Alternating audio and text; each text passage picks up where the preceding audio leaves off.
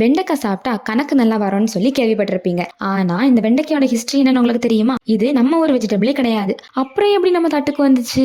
Welcome to roots and roots episode number 1. உண்மையை சொல்ல போனா வெண்டைக்காயோட பூர்வீகம் ஈஸ்ட் ஆப்பிரிக்கா தான், எஸ்பெஷலி இந்த எத்தியோப்பியா. பல ஆயிரம் வருஷங்களுக்கு முன்னாடியே ஈஜிப்ட்ல இதை பயிரிட்டாங்களாம். அங்க இருந்து இந்த அரபு வணிகர்கள் மூலமாவோ இல்ல கடல் வழி பயணம் பண்ணுவாங்க இல்லையா, அவங்க மூலமாவோ இது இந்தியாவுக்குள்ளே வந்திருக்கு. இந்த வெஜிடபிளுக்கு ஏன் லேடிஸ் ஃபிங்கர்னு பேர் வந்துச்சு தெரியுமா? இதோட மெலிதான வடிவம் பெண்களோட விரல்கள் மாதிரி இருக்குதான். அதனால 18th செஞ்சுரியில பிரிட்டிஷ்காரங்க தான் இதுக்கு இந்த நேம் வச்சிருக்காங்க. நல்லா இருக்குல்ல? அதுக்கு முன்னாடி வரைக்கும் இதை ஓக்ரா அல்லது கம்போன்னு தான் சொல்லுவாங்களாம். இது ஒரு வேடிக்கையான விஷயம் என்னன்னா, ஆப்பிரிக்கால இருந்து வந்த இந்த வெண்டைக்காய் இன்னைக்கு இந்தியாவோட ஒரு இம்பார்ட்டன்டான ஒரு காய்கறியாவே மாறி இருக்கு. இப்போ உலகத்திலேயே அதிகமா வெண்டைக்காய் உற்பத்தி செய்யற நாடு நம்ம இந்தியா தான். சரி, அதெல்லாம் இருக்கட்டும். உண்மையாவே வெண்டைக்காய் சாப்பிட்டா நல்ல கணக்கு வருமா என்ன? ஆமா, இதுல இருக்கிற ஃபோலேட் அண்ட் பீனயன் விட்டமின் மூளை வளர்ச்சிக்கும் மெமரி பவருக்கும் ரொம்பவே நல்லதான். அதனாலதான் இதை சாப்பிட்டா நல்ல கணக்கு வரும்னு ஒரு லாஜிக் கூட தான் சொல்லியிருக்காங்க. அதனால படிக்கிற பசங்க வெண்டைக்காய் ஒதுக்கி வைக்காம நல்லா சாப்பிடுங்க. ஓகே, இந்த இன்ஃபர்மேஷன் உங்களுக்கு பிடிச்சிருந்துச்சுன்னா நம்ம சேனலை லைக் பண்ணுங்க, ஷேர் பண்ணுங்க அண்ட் சப்ஸ்கிரைப் பண்ணி வச்சுக்கோங்க. நாளைக்கு எந்த வெஜிடபிளோட சீக்ரெட் ஹிஸ்டரி வேணும்னு கமெண்ட்ல சொல்லுங்க. நெக்ஸ்ட் வீடியோல மீட் பண்ணலாமா?